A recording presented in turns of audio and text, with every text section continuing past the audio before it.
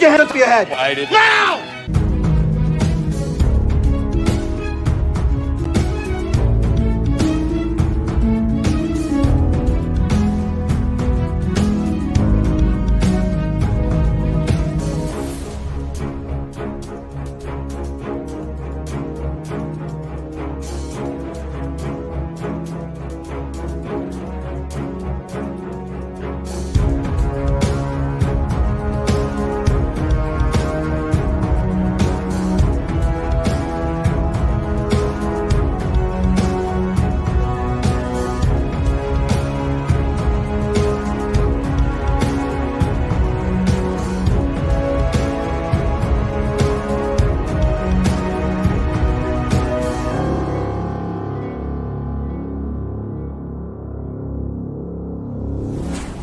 And I'll bet your mother had a loud bark. Good morning. This is Morning Coffee with the Chief. I am your host, Patrick Jordan, retired law enforcement. And on this show, we go over the movies or a television show that's related to law enforcement or crime or something that's dovetails with law enforcement and crime. And we review that movie, that show. I do it with myself and some guests. But before I bring on my guests and we start our show, I want to talk about the LA mission. I'm on the foundation board of the Los Angeles mission. The Los Angeles mission is prepping for a couple of events coming up this year. I mean, we are going into fall, and we have Thanksgiving and Christmas. These are two big important events for the LA mission to service the needs of folks that are living on Skid Row in downtown Los Angeles. They got thousands of people that live on Skid Row in downtown Los Angeles. Many are addicted. Many have mental health issues. And the government simply is not meeting their needs. And organizations like the LA Mission step in as stopgaps to try and meet those needs. The LosAngelesMission.org, you can go to their website and see all the things that they do. But Thanksgiving, what they do is they do outreach and they serve thousands of meals to the people on Skid Row. But they also provide some basic services. Last year, when I worked Thanksgiving, I was in the shoe department. So you came through and you got a chance to get a new pair of shoes that were all donated. You also go through and they might offer you counseling if you need counseling. You might offer you some addiction services if you need addiction services. And they'll give you some basic clothing, certainly undergarments. So they do this Thanksgiving, and it is all free for the homeless folks. And it's all funded by people who make donations. They are not funded by government because they also provide spiritual services. So anybody that does the sign of the cross doesn't get any money for government for all the positive things they do. So they need your help. Go to the LosAngelesMission.org, make a small donation, $25, $50, $100 to benefit the Thanksgiving outreach and a Christmas outreach. Do your kind deed for the day. Okay, so on this movie, but before I talk about the movie, I want to talk about the channel, Pop Culture Minefield. You know, sometimes we have some struggles with the YouTube policies and people making complaints of the film because we do use parts of the film to kind of explain what's going on in the movie as we do our review, and so we get strikes and checks and whatever.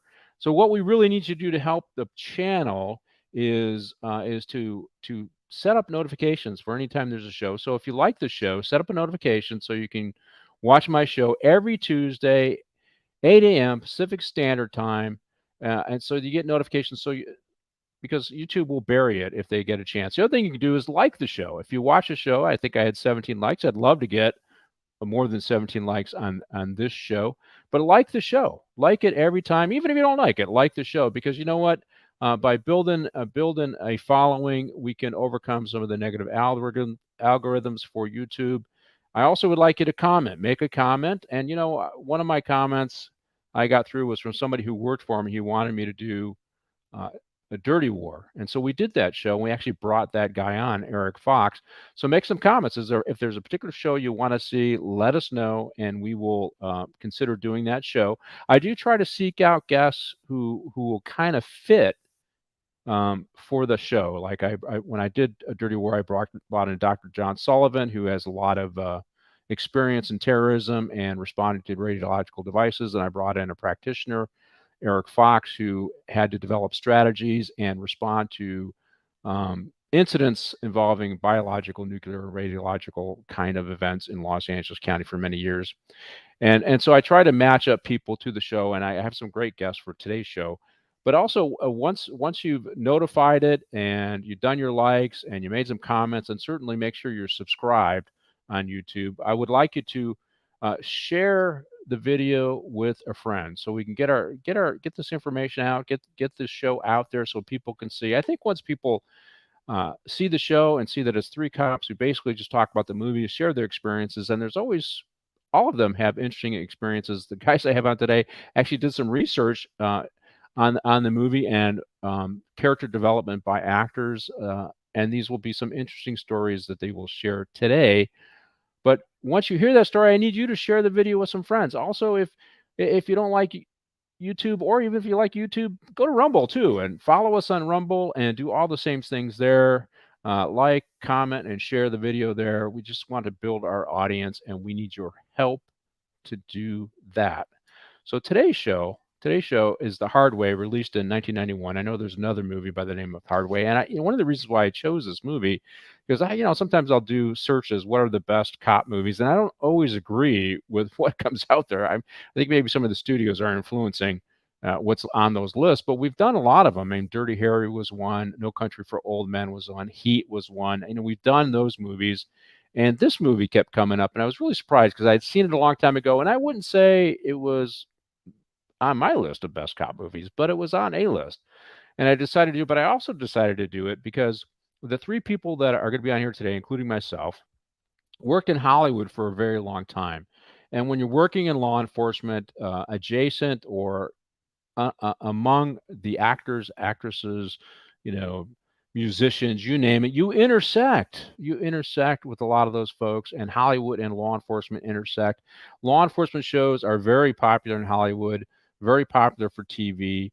And of course, so there's this natural confluence of both law enforcement and Hollywood. And so this movie kind of speaks to that. And so this is one of the reasons why I want to do the show and why I chose my guest. So let me bring on my first guest. He's retired Deputy Mike Ascolese. And Mike worked many years at West Hollywood Sheriff's with me. In fact, I think his first night that he rode in West Hollywood was with me, and he tells a story about what went on that night. And for me, it was just another Friday. But Mike, it was his first Friday working West Hollywood, so he remembered it in great detail, and we've been friends ever since. Mike ultimately worked there I think he worked there way longer than I did at Hollywood. But he paid attention to the Hollywood folks and the rock and rollers in the area. He was much more engaging and friendly to them. I was a little more stoic, so I was not. But although I do have my own stories. Hey, welcome, Mike. Thanks for coming on my show. Not a problem. How are you doing this morning? Good. How many years did you work at West Hollywood? Well, pretty much my whole career. Even when I wasn't assigned there, I used to work 2 to 3 overtimes a week, all the way up until I retired. So it was either there or Universal, anywhere in the county I could get overtime. But West Hollywood, I had some ins, and it was easy to get hired. Yeah, and I need to bring up Universal. So Universal City is a county enclave. Part of it's in LA City, and a big chunk of it's in LA County. And it's where they have Universal Studios. So they have the theme show, or the theme park, but they also it's where they make movies, right? And they have a thing called City Walk, which is kind of an entertainment zone. I was there when they developed and implemented, or they opened up a City Walk. And the very first substation we had there, I was in charge as a bonus, and I had 6 deputies work there. So when I say I worked very close to Hollywood, I did. We actually policed the back lot of Universal, and Mike worked there. And also my next guest worked there, and that is retired Deputy Cliff Yates, who not only did he work in and near Hollywood, but he also came a little bit part of Hollywood. He was a stand-up comedian, and you did do some movies where you got bit parts and things like that, right, Cliff? And you worked Universal Studios for a long time. I did, yes. And you demoted me already, retired sergeant. But I'm sorry about that. I remember you were trying to demote me on the job, and now even afterwards. But no, I'm just kidding. Yeah, you know what? I really, and thanks for having me on, because I really enjoyed every minute that I worked with both of you gentlemen, and we had some great memories working West Hollywood. It was just a great place to work. Sometimes working West Hollywood, you were thinking, I'm even getting paid for this. It was really enjoyable to serve that community. It was just because it was always something new, really and exciting going on. Well, you also have your own podcast. Can you tell us about your podcast? Yeah, it's the Cliff Yates Show. It's mostly personal growth, motivation, inspiration, and leadership kind of things. And even right now, I'm going through some training with another master class with Tony Robbins and Dean Graziosi. And I'm also enrolled in the Primal Health Coach Institute out of Miami, and going to do some health coaching here in the future because life's so wonderful. I want to stay alive a little longer. When you say health coaching, is it both spiritual and your body? I mean, you're both. Well, You're dealing with both, right? This is kind of primal health coaching. It's kind of based on the primal blueprint by a man named Mark Sisson, who's done a lot of study in getting the body to really burn fat and ketones and try to get away from that constant glucose dump, and which kind of wears out our pancreas, and we become insulin resistant. And look at the amount of diabetes we have today in this country. So it's kind of getting back to the way we were when we really didn't have any meals for a couple of days, maybe, and we kind of have a more balanced, nutrient dense meals. Well, I'm on keto, but I cheat fairly regularly. I will say that, and I'm down some weight, so I know what you're talking about. One of the things in retirement that I love to do is I love to cook. I've taken up cooking, and Oh, great! I made in my slow cooker cheeseburger pie, which is fantastic, and it's all keto. Tastes great. I have to send you the recipe. Please, So we will use it. My wife's been cooking out of the cookbook that Mark Sisson has, so we welcome all recipes. Yeah, bacon cheeseburger pie. It's fantastic. So it's interesting. My wife is vegan, so I do a lot of the cooking. So I'll make a vegan meal for her, and I'll make a keto meal for me. So I get kind of busy in the kitchen. So is it kosher bacon? Is it kosher bacon? I have to. Okay. So Mike's asking the question. So if you want to know if something's kosher, where do you look? You look on the back of the package, and there's usually a little symbol there that indicates whether it's kosher or not. And you're probably saying, why do I have this little bit of trivia in my head? Because I had to oversee the specialty inmate meals for a while. Oh, wow. And people wanted kosher, or they want halal, and they wanted this kind of stuff. And so I had to learn about these symbols that I never knew. If you look on the back of the package, you see all these symbols you should look up to see what they're all about. But a lot of them will indicate whether it's actually kosher or not. So, but hey, thanks for coming on my show, guys. You heard my intro. So this is about talking about our experiences, the movie, and our own experiences with Hollywood. And I'm going to ask you some interesting stuff. But I want to clarify for you guys, I did not come to California to get into the movies. But when I grew up, when I was going to school, you probably don't know this, so I'm going to give you some information you never knew about me. But I was involved in competitive speaking in high school.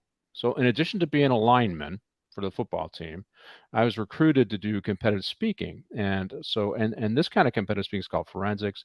And so you have to learn lines, you have to learn blocking, you have to deliver your lines. Mine, I did it mostly in a group, although I did do some where it was just a duo, and I did some narration and the first time that I did this, and basically you do presentation, like we did a skit from Catch-22, Joseph Keller's Catch-22. I don't know if you guys have read that book. Yep.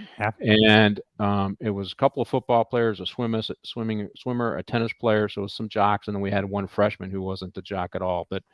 And we did our skit, and we were terrible the first year because the first show that we did, or the first competition that we did, because we went to a kegger party the night before. So it didn't work out very well. And we decided, all of us decided as jocks, okay, we're going to put as much into this competitive speaking stuff as we put in football or swimming or tennis, whatever. And we ended up winning the state of Michigan for our category. The first year I did competitive speaking. I did it the next year. I did the regional stuff, and I did a bunch of other stuff. I did it 1 year in college before I moved to California. So character development, delivery of lines, blocking. So did you guys know that this was part of my background? I don't think I've ever told that. No, I did not know that. And my first skit was comedy. I was the guy who set everybody else who delivered the lines up. That was me. I guess they call it the straight guy, I guess. I don't know. Yeah. So when I looked at this, the movie and character development and talking to and actors and actresses, I was accomplished in competitive speaking, and I did drama and comedies, and like I said, narrations. I didn't do the whole informative speech stuff where you have to pick a subject and then give a speech to teach everybody about something, although I did a lot of that in my career. So that's my background, and I know you guys have intersected with Hollywood in various ways in your career as well, just meeting people, knowing people. And Cliff, you've done movies, right? Just little bit parts? Just bit parts. I've done a couple, independent films where I had a bigger role, but as far as the big things, I've been just extra work. Yeah, but I enjoyed it. And my the best time I ever had was doing some extra work on Bosch, who I didn't know anything about, but the former captain of TSB, he sent me a message. "Oh, that's based on the Michael Connolly series. I love it." And so then I got into it, and I read all the books, and then, oh man, he's a great writer. And then I find out he was a journalist right in South Central. He did crime reporting for a while. Okay. And Mike, did I hear right? Your mom was an entertainer as well. Is that correct? My mom was a gypsy, a dancer, and so she did She- the original West Side Story. She did all the Hollywood Palace Wow. shows. She did the Elvis movie, Girls, and a Oh few wow, things. that's Oh, yeah. great. I love Yeah, that I movie. managed to sneak into Sons of Anarchy. I had to study hard because I played a deputy sheriff. Yeah. Oh, that's hard. So. Okay, so let's get into the movie though, and thank you for coming on my show. And I know you guys got some interesting story. Hopefully, we'll get into those stories as the movie goes on. But this is the movie The Hard Way, which was released in 1991, and it stars Michael J. Fox, James Woods, Stephen Lang with his that's the guy with the platinum hair, right? And Right. Annabella Scoria. I think that's how you say her last name. And then Penny Marshall, which is from Laverne and Shirley, Penny Marshall. And it was directed by, oh my God, who was it directed by? It was directed by John Bedham, which I don't know any of the other movies he did, but great actors. I wouldn't say, as I watched the movie, I wouldn't say it was like I said in the intro, it wasn't my favorite cop movie, but it was, it's entertaining popcorn kind of, escapism kind of movie. What do you think, Mike? What'd you think of the movie?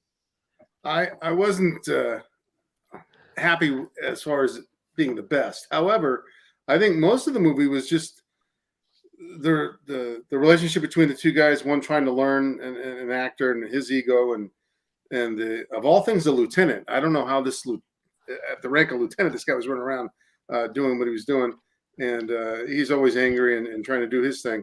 So there was more of that than there was actually the police work. Yeah, as I retired as a chief, I know at the higher you go, the more you forget about police work, right? I know that's what you're saying, Mike. And lieutenants are administrators, so Mike has a valid point there. They generally aren't out there beating the bushes for the criminal. Now, I saw this as an attempt to maybe get a franchise going as a cop buddy show type thing, Cliff. And Yes. it was okay, but it never really quite took off. What do you think? Well, and I'll bring up. Oh, Badham also directed Bird on a Wire. I noticed at the beginning of the movie, I go, wow, you know what? I missed that logo, that Universal logo, and then I looked it up. So that was the last time they showed the 75th anniversary variant of the Universal logo. That movie, but I kept watching James Woods, and I'm thinking he's really forcing this anger. And even said in the trivia that he hated doing that. He had a hard time doing it. And it seemed very forced to me. And then I see, okay, this was 1990. 89 was the first Lethal Weapon. And they did mention Mel Gibson. And it seemed like he was trying to reenact that character. And maybe they were trying to create a series like that, like you said. But it seemed a little contrived to me. And I love James Woods. It just seemed it wasn't fitting. He was forcing that craziness.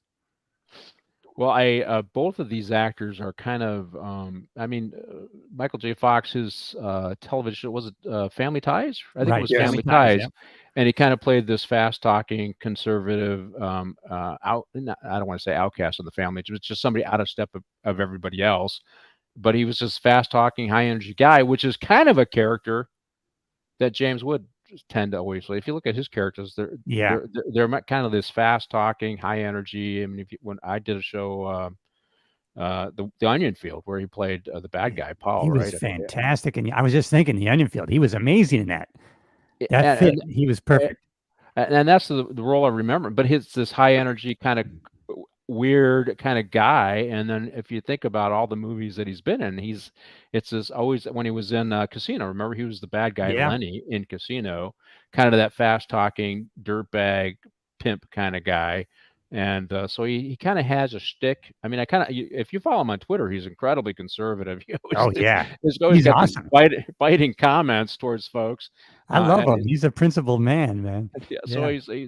he's a fun guy, but I thought I was really trying to capture this whole buddy thing. And let's do the first scene, Martin. It's called "The Hard Way," and this thing was based in New York. They did it in New York and New Jersey, and I will, later down in the movie, I think they did some set work on this one. I can't believe this was all done on the streets based upon what I saw, and but you can see it's in New York, and one of the things that caught my attention now when I worked as a night detective, because this is what they look like they're doing. They're going somewhere. He's trying to get somewhere, and he throws that bubble on the roof. We actually had one of those, and we had a Nova. It was a plain wrap Nova, and you throw that thing on top. I don't even remember if it had sirens, which we would throw that thing on top like it's Kojak or like this guy here, the little bubbles. I don't know if you guys ever worked.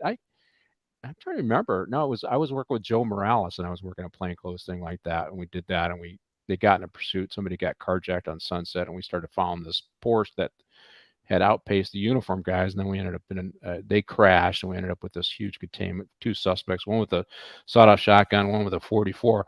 But I had that bubble. Did you guys ever deal with having the little bubble that you throw on the top of the car? I never did. Just a No. couple times. Yeah, Just I a think couple times. Yeah. just a couple times. So they must have passed that bubble down to the next generation, Mike, because it's probably the only bubble we had, and the special problems unit folks used that.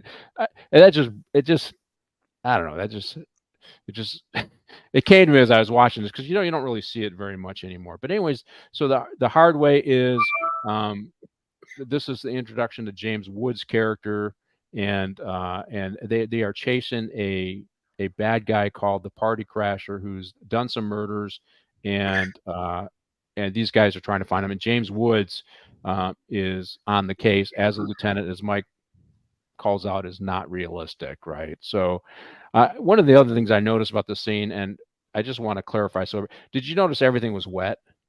Yeah. Yeah. Yeah. And have you worked movie scenes where they go through and they want that kind of look, right? Right. And so I doubt it rained in New York for this. They just went through with the water trucks and made the streets all wet to give it that dark look. And I noticed that right away. At first, I thought this was filmed in the backlot, maybe a Universal, because of the Universal logo. But they had to make everything wet, and it gives it kind of this dark look. Have you seen that before, Cliff? And I don't know, Yeah. what do you think of They like the way first the thing? lights come off the wet streets and whatnot. And a couple of scenes, did you notice? I mean, the lightning was, I mean, the thunder was just such a canned, recorded.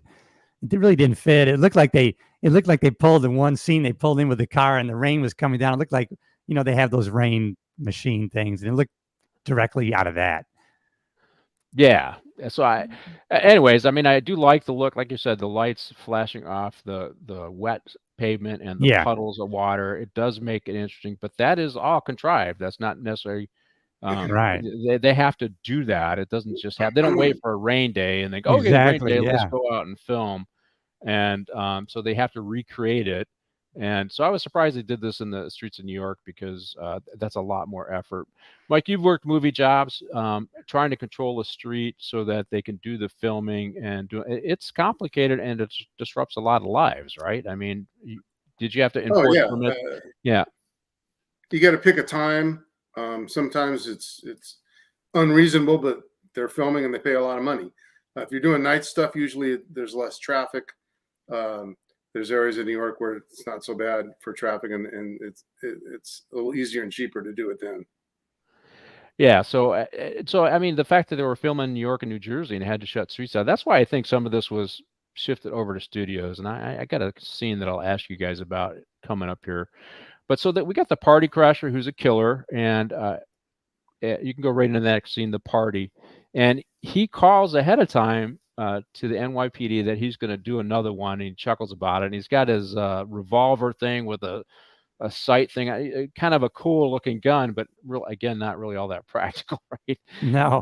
And he goes to the party, and what I thought about the party in New York is Studio 54, right? That kind of they had these big parties Correct. Yeah. with a lot of coke and a lot of stuff. And I will say, I was working West Hollywood, and I got a call of a noise complaint at a place called Fleetwood's. It was only open for a very short period of time. They didn't really have good parking, and it was on Santa Monica Boulevard. And we go, and they had the windows open because it was warm inside, and so the neighbors were clean. It was really adjacent to a neighborhood. And I go there, and it was one of these parties, although clothing was optional.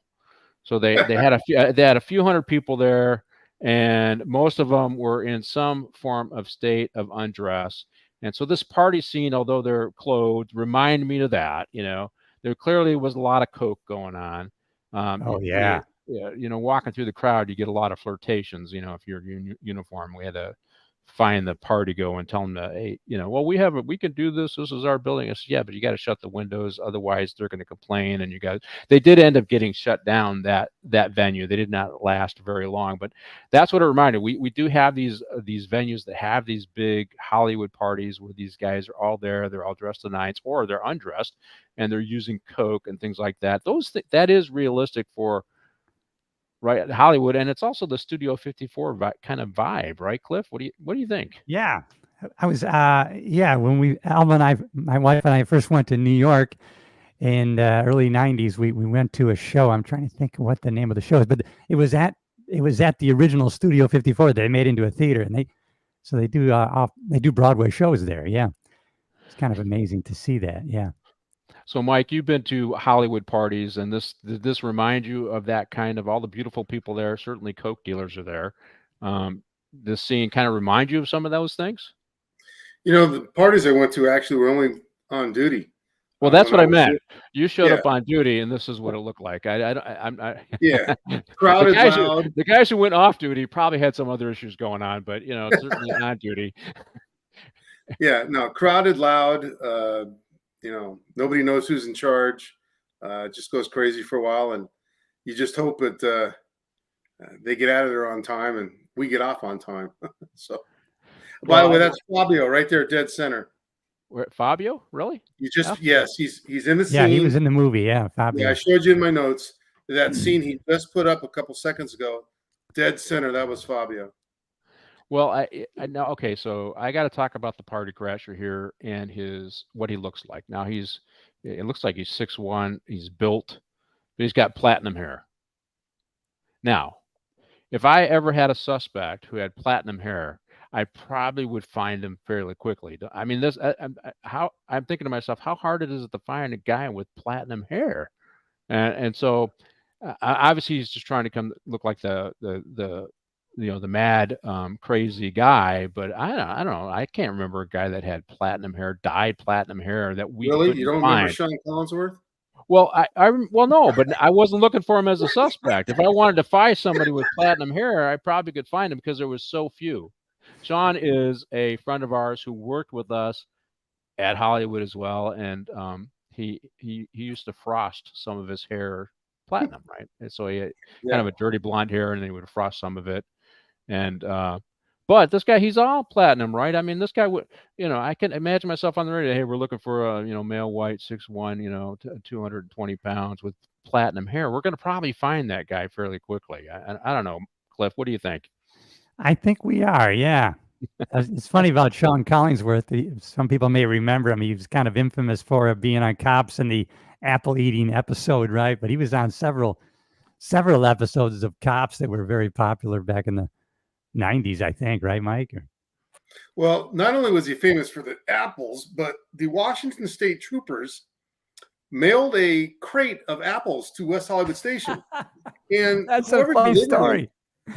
Whoever delivered them stuck them all in his mailbox. The only problem for me was mine was right below his, and I had a lot of apple juice on my mail. Oh my! I never heard this story. Oh yeah, that is crazy.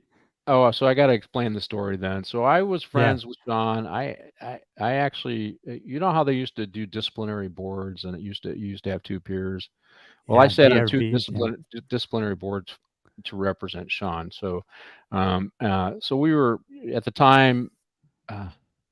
We were friends. I wouldn't say we were close. Like we went out drinking. So like he was a different kind of thing. Like I was a family guy, and he was still a player kind of guy, right? Yeah.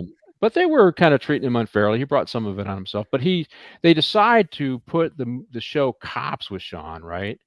And Sean kind of does what Sean does, right? And so they're showing all the stuff Sean's in, and it was very popular. My understanding is It was his very popular. Yeah. episodes with Paul Taruso, I think was his trainee, was very Correct. popular, right? Yep, that was. And he Yeah. explained to me, hey, I was kind of out away from those guys, and they caught me taking that bite in the apple, and they put it on without telling me. And he says, Yeah, that's and probably I right. could never live that down, because what it was is they're at an event, a high drama kind of event. I think It was a Sean got 902A. 902A, Yeah. and his trainee is doing whatever he has to do, and Sean takes out the apple and his apple, part of his lunch, and takes a bite. Because what happens, a 902A is a dead body call, and it got characterized as insensitive, right? Right. But what happens that most people don't know, it's like if you go to a dead body call, if it's natural causes, whatever the reason is, it's a long process, right? You're either waiting for the coroner's office or the doctor to sign the death certificate. You're going to be there for hours. Hours. Yeah, definitely hours. And so that doesn't really hit. The episode really didn't show that. But when they showed that on TV, we got a lot of hate mail. We got a lot of pushback. We got and Sean said, "Hey, I did what I did, and the department had editing rights, and apparently this is what I learned is they didn't edit that out, or they did say edit it out, and cops did it anyways. I don't know, but anyways, so Sean got apples sent to him from Washington troopers. He got all kinds of. He was also riding his bike to work, and they would follow him riding his bike. So he got a lot of mail around the country regarding that too. He was, just an interesting character. If you He check was your, it was a pretty good street cop though too. I don't think he ever got real credit for that. if you check your texts, I just sent you a picture of Sean, Paul, and I on Cops. Yeah, I avoided that. I was working the field when those guys were, and I avoided. I did not want to be on Cops at all. It did not appeal. Oh, there you go, Mike. You had all that hair. Oh my God. Yeah, I'm very upset about losing it. I think it's Cliff's fault. But I'm sorry. They were riding with me, and I got into a shooting. I go, why didn't they play that? So the department must have not wanted that shown. I thought, and this is going to be on Cops. No, it wasn't. No, it wasn't. Also, they did ride with you. So yeah, they rode with me when I got into a shooting. Me and Eric Parra. Yeah, who's now the chief of Huntington Beach. Yeah. They rode with two pretty boys. Yeah, I wasn't selected. I know why. Let's go into the next scene, and it's he wants to grow up, and so now they bring in the character, Michael J. Fox's character. He's a famous actor. He's an action actor, which is surprising because he's really a small guy, and he keeps doing these action flicks, right? And it's pretty clear as you listen to him and Penny Marshall who looks like she's his manager, that they like the formula. They're making money off this formula where he plays this action hero guy, but he wants to do a scene that has much more substance to it, right? He wants to do a more high drama type. He wants maybe a Dirty Harry type. He wants to have more depth as a character, not just this action guy. And we've been to. I remember I was doing a case that was with Harry Winkler. You remember? I don't know if you guys remember him. He was an older detective, and we had to go to Sylvester Stone's place that was just above Hollywood, right? And we never really got in because it was like a 200-yard drive that was lined all with palm trees. I mean, that's how much money these people had, and he had a houseboy who came down in the Mercedes to meet us. To ask, we needed to talk to him. The accusation was that he socked up a paparazzi. I don't know if that was true or not, but Winkler had the case, and we went up there, and you could just, I found that each one of those trees is like 10 grand, right, to plant, right? So this is really wealth. You see this. So he's in this wealthy estate, and I believe this was filmed. I forget where they filmed this, or whether it was filmed in Malibu or not.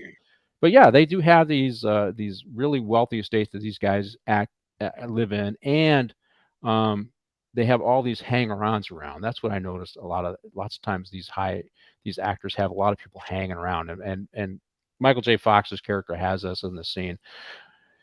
Like, these actors had entourages all the time. We had the Viper Room. You'd see they'd go drink at the Viper Room that was owned by Johnny Depp, and they'd kind of have their crowd that came with them. You saw that in the Amber Heard Johnny Depp trial, that she had her old posse with her, right? That's true, right?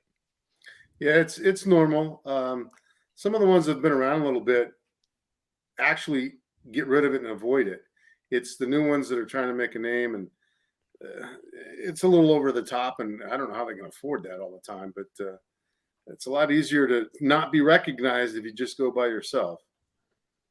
Yeah, But they're trying to be out there. They're trying to be recognized, and as Ozzy Osbourne put it, even bad publicity is still publicity. My second stint at Hollywood, I was the Sunset Lieutenant. So I was actually in the field, Mike. I just want to let you know they expected me to be in the field, and I would, I mean, I had to form a skirmish line because we had a shooting at a club and clean out the Sunset Strip one night. But yeah, you see these guys hanging out, and they're just like I saw Hugh Hefner with a couple of gals. They just want to be seen, and so you see these stars, and they stop by these clubs in Hollywood just to be seen, right? And that's part of it. And they have an entourage. But real actors, I mean, Cliff, you did some stuff. Real actors, they want to get more meaty roles. They want to do character development. They want to do. I mean, that's what it's all about, right? It isn't just about the flash of Hollywood. Yeah, I guess you get both. Some are really into the art of acting, and some are into pursuing more fame, or maybe some do a combination of both based on their own marketing, ideas and philosophies, for sure. It's funny. I want to interject about whenever you think that something in a movie can never happen, if you think about our careers, I can tell you a couple of lieutenants. Now, when I was at Transit Services Bureau, and this was probably the last, it was one of the Lakers celebrations, 2010, 11, 12, right around there. Yeah. And we were down at 7th and right there at the main station of the, right near the Staples Center. And, we were all gathered at that one corner, and then everything was coming towards us from Staples Center. And we were all in helmets and everything. And then there was some buses that were, all of a sudden they surrounded a bus and they were rocking it. Next thing you know, I'm not going to say the name, and you probably know, this guy is running in uniform with a satchel of flashbangs and he's got pepper grenades, and he's throwing these on the run. He's in the middle of a run, boom, boom, and he's knocking out crowds. It was a lieutenant. Yeah, I know who that lieutenant is. We talked about that. He worked for me at the time, and so we had to do all the force justification. And it's interesting. So LAPD had just gotten hammered in court behind some crowd control stuff. Yeah, and they had they wouldn't do anything. Yeah, they wouldn't do anything, and he said, they were kind of embarrassed because all they would do was follow the crowd around and do a skirmish line. And these guys were starting to rock a bus and they lit a taxi on fire. Yeah, that's right. And, right there at the corner. And they were starting to rock the bus, and they thought they were and we were responsible for transit. So this lieutenant made the decision. And he told me afterwards that the incident commander for LAPD came up and was just ashamed that they hadn't been more aggressive. And to LAPD's credit, they got past the trauma of losing this lawsuit, and they re-engaged and relearned how to handle a crowd and understand that it's risk, because we did everything. I don't think we even got sued. It was the right thing to do. The Metro folks were very happy with us. So yeah, lieutenants do get in the field, and sometimes they can set the tone, right? That's what you're saying. So on the scene, this guy wants, Michael J. Fox wants to ride along. He wants to do character development. He wants to ride along with somebody. I know that Mike's got some stories on this stuff, but it's not unusual. And I had to do some research. And now I did the show The French Connection, right? So that was Popeye Doyle with Gene Hackman. Oh yeah, I love that one. And Gene Hackman did ride along with these stuff, and he was concerned because these were some really tough New York cops, and he had some comments. But also Denzel Washington. I don't know if you got a picture of Denzel Washington Martin and a guy named James Craig. Now Denzel Washington, I forget what movie. I think it was Ricochet. I can't remember what movie he was doing. Ricochet, LAPD. LAPD. And there's Denzel. And now he rode along with this guy here, and this guy was a sergeant at the time, and he went on to become a captain in LAPD. But he retired and went on to be chief around the country, including my hometown, the city of Detroit, which is his most recent gig. And Denzel Washington talks about a call when he was with him now, where a guy with a gun, and Craig went there and calmed everything down, and how impressed Denzel Washington was that he rolls up to a scene by himself with a guy with a gun, and he manages to calm it down before everybody else gets there and nobody gets hurt, and how impressed he was with James Craig's. And if you notice, what I notice is, with all the criticism from Hollywood, right? Have you ever really heard any criticism of law enforcement by Denzel Washington? I never have. Never, no. And I suspect that the experience that he had in riding along and doing his character development with James Craig, and the respect that he had, and the understanding, and just that one night that he worked with him, maybe a couple of nights, how much respect he has now for law enforcement. He understands. Same thing to you, Mike. What do you think? These guys that intersect with us and work with us. I think we have another one before I go on. I want to talk about another one. I'm trying to think of. It's Jake, and I can't remember. He's from End of Watch. Remember that Jake? He's got Jake, Yeah. I can't pronounce his like Gyllenhaal or. yeah. I mean, oh my God. Gyllenhaal, yeah. Gyllenhaal, they say it two different ways, yeah. And he rode along with the LAPD as well, and he worked with the SWAT guys to get his whole movement right and stuff like that when he's doing movement. I don't know if we got a picture of Jake on End of Watch, Martine, and there he is. And he actually does look the part. He looks pretty good as a cop in the LAPD uniforms. And I will say, as much rivalry as the LA Sheriff's Department had with LAPD, I always liked their uniforms. Me too. I always liked their uniforms. Always. But he rode with them and he also made very respectful comments about the folks he worked with.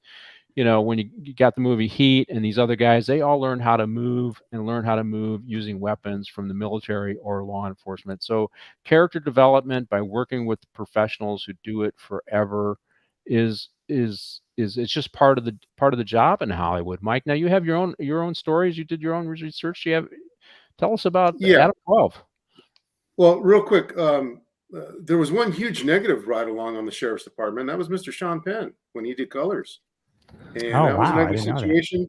Too much to go into it, but definitely very bad. And he actually ran into an incident in West Hollywood where cooler heads prevailed and he didn't get arrested. But it was right after that occurred, and he was a bad apple. So enough said on that one. You asked about Adam 12? Yeah. So Adam 12. So back in May 8th of 1967, it was about a year before Adam 12 came out. Kent McCord had gotten the part and was going to do a ride along with LAPD. And he started out his very first night with the Van Nuys LAPD station. And the first call out the gate was an officer down. And so right up the street, because it sits on Tyrone Street, right at Tyrone and Van Owen Street, there's a park, the Lennox Park. And training officer and a trainee rolled up there for whatever call they had, and a sniper, a 16-year-old sniper, took out the trainee. He only had a month on the department. And an off-duty officer who heard the call rolled from the station, and that off-duty guy and the training officer killed the suspect. But that was the very first thing this ride-along saw, Kent McCord, was the murder of a police officer. Just a horrible event, and I'm sure it shaped a lot of what he did from then on. I guarantee it did. So, yeah, a real crazy one. I did, who did I have as a ride-along? Marlee Matlin. So right before she did Reasonable Doubts, she went on some ride-alongs with me, which was great. And she ended up marrying a police officer. Oh, did she? Yeah, he retired as a lieutenant. It was a smaller department in our area. I don't think she really gives out what department it was. But they've been married quite a long time. I think they have, I believe they have 4 children. And, you know, she's very pro-law enforcement. One of the guys in our department wrote a book, and I called and we texted and stuff, and she ended up writing a forward for it. Very positive about law enforcement, and really nice person to deal with. Well, so those who intersect and know law enforcement in their professional life tend to have positive. Now, you did tell me a story. You were working one day, and an actor lined up next to you, and comments you made that day ended up in a show or a movie. Can you tell that story? Yeah, I'm. It's killing me. I can't think of his name off the top of my head. He plays the character Jamie Reagan on Blue Bloods, and he was in the area when I was working the parade, and we were talking for a while, and I ended up arresting somebody while he was standing there, and the guy made the comment you always hear, the cuffs are too tight, and I made the same crack we all make. Hey, you know what? They're brand new. They're going to loosen up. Don't worry about it. A couple weeks later, it was on the show. It was like he's taking notes. And you know what? Lang does that. I mean, when we get into the movie, we'll get into the movie a little more. He does that. But yeah, so the people who interact with us generally in law enforcement in a professional capacity, other than Sean Penn, but he's kind of out there. They tend to have respect, and you see that they're a little quiet. And the overall criticism over the last 10 years of law enforcement, which has been pretty nonstop from Hollywood. So let's go to the next scene. I really want to talk about it, and this is I wrote urban set on this scene, Martine, and so I was watching this scene, and this is the scene where all the cars are crashed, are junked up, and you got the graffiti. And I know there's areas in LA that kind of look a little bit like this, but I just thought that, to be honest with you, they said this was filmed in New York and New Jersey. This would look like the back lot in Universal to me, all dressed up. That's what it looked like to me. And I know you guys both worked Universal over times, and you've both been on the back lot, and they do have the ability to dress up scenes to look almost like an urban environment. But this was too much for me. I've seen urban environments, but I've never seen anything like this where there's multiple abandoned cars around and this much graffiti and no ownership. What do you think, Cliff? Does this look like maybe they did some shooting in a set somewhere? Well, maybe it looks back like, lot? yeah, maybe they did, but I could definitely saw many back alleys in Linwood where there might be 2 to 3 cars looking, all 4 wheels are gone, the hoods are gone. It's like, oh, we got 3 stripped back here. I mean, you could get 2 to 3 in one alley, and it would look just like that. I think it was pretty accurate. Yeah, God, that reminded me of many back alleys in Linwood. Well, working Hollywood, then I was not used to seeing that, but it's I don't know. I just thought it was. Then this is where the scene where they're actually visiting one of the gangs who gives them a tip on who's selling the party crasher the guns, right? And I mean, there's some lines. There's a pretty funny line. He's Michael J. Fox's character is trying to explain why he's there, and to learn how to be a cop. And James Wood says, "Well, you're the Dickless Tracy." And I listened to that line, and they have some funny lines on here, right? And meaning he doesn't have a gun, right? So you're the Dickless Tracy. You have this fake gun, and so that was a nickname that he gave him at the time. Yeah. But it just looked like as they visited these guys up top and they're leaving, you remember behind the facades at Universal Studios, Mike? Yeah. I mean, you look behind them and they're coming down a stairway, and it just looked like the back of a facade that they kind of dressed up. I don't know, Mike. What'd you think of the scene? Did you think that maybe they hit a back lot somewhere to do this scene? Well, I guess you could find a place like that, but it still looked like a back lot to me. I didn't see anything. We used to call it putooing out. I didn't see anybody getting their names crossed off in the graffiti. It was all sort of pretty. Usually it's not like that, and half the time these guys don't spell too well.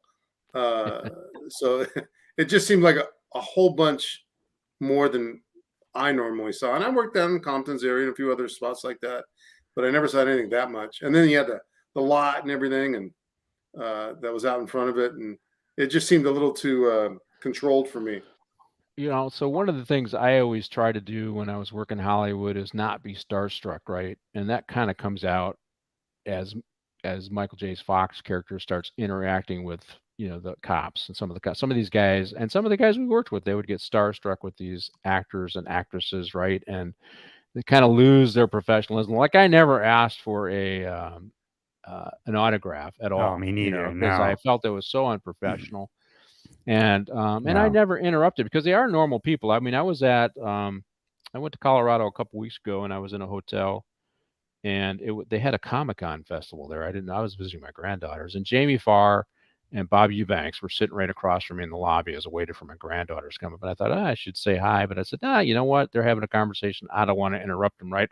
But that's the way I was working Hollywood. Yeah, me too. But we get guys that would get starstruck, right? But And you I saw was that. starstruck, but I wouldn't. We had a guy. Speaking of our ride-alongs, you remember when we had a pretty famous homicide guy who got promoted, and he went down to Linwood for a while. He didn't last too long. Stan White, but Stan, he had many ride-alongs. Charlie Sheen came down. I met him through Stan. He rode along, and so didn't Donny Osmond. And he was good friends with Oliver Stone. He was in Midnight Run. He brings out a booking slip to Charles Grodin when he comes in as Stan, booking slip. Uses Stan's real name. Yeah. And I think it's Red Dragon was kind of based on Stan's life. And you probably remember this place, maybe both of you guys. But I went down with Stan to a party for Mickey Rourke it was called Rubbers. That was the place of the Rubbers was the nightclub. And Bruce Springsteen was there, and Lyle Alzado right before he died, as a matter of fact. But it was, I was a little starstruck. But Stan White, he was fun to hang around, man. He had a lot of connections. I remember him working a homicide. He came out. He was still in homicide, and I was contained in the scene when he came up, and that's it. There's certain assignments in law enforcement where you end up interacting and getting to know Hollywood actors just because they're trying to pick your brain for character development. Mike, what do you think? We had some guys that sometimes cross the line and getting starstruck, right?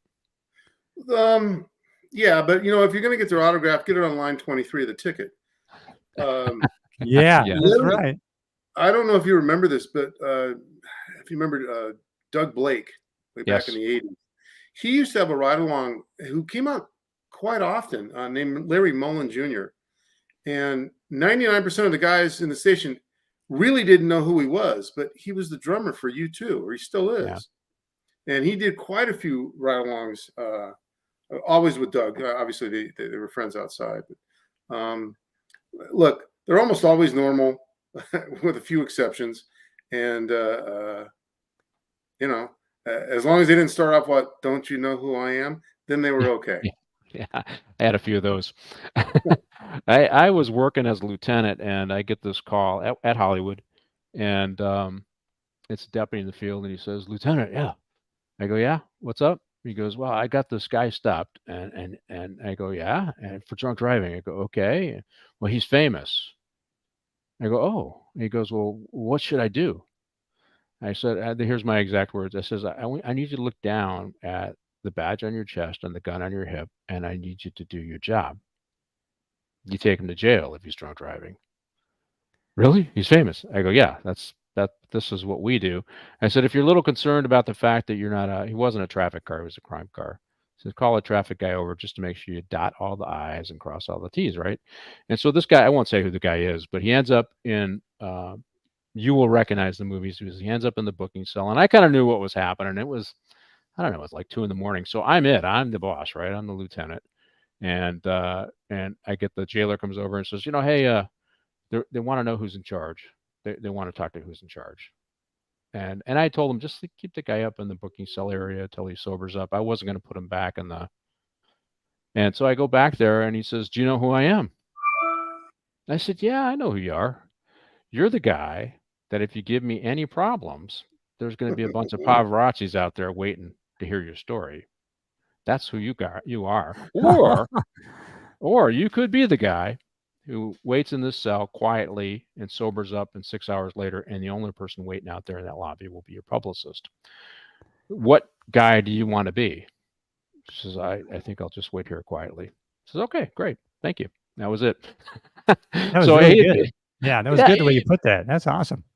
There were times where it actually would work against the celebrity. We had obviously many that lived in West Hollywood, and there was one particular one, someone I knew, and there were some deputies who didn't like him and went out of their way to arrest him.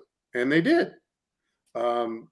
Based on who he was, they just didn't like that person, Yeah, that's wrong. and I was like, okay, it's not my business, but it could go both ways. It was a double-edged sword for Yeah, that's right. a celebrity.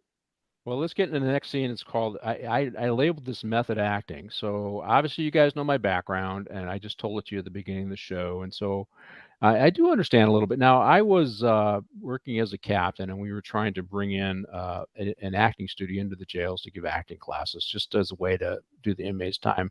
And I had read up on a thing called method acting, right? So method acting, I don't know if we have a method acting is it's using your own experiences, the emotions from your own experience to develop your character, and that is championed by a guy named Lee Strasberg. Now, Lee Mhm. Yeah. Strasberg has or had when we were working there a studio in the area, but Yeah. another studio was by Stella Adler, and she said that method acting is confining because it doesn't allow for full character development. It works, but you need to do your own research, which is so when I looked at Ride Along, it would probably fit more with Stella Adler's view that, yeah, you use your emotions to develop your character, but you're not limited by that. You have to go out and do research and ride along and get other experiences, develop your stuff. Now we did have Now, do you remember there was an acting studio? It was at Santa Monica and Highland.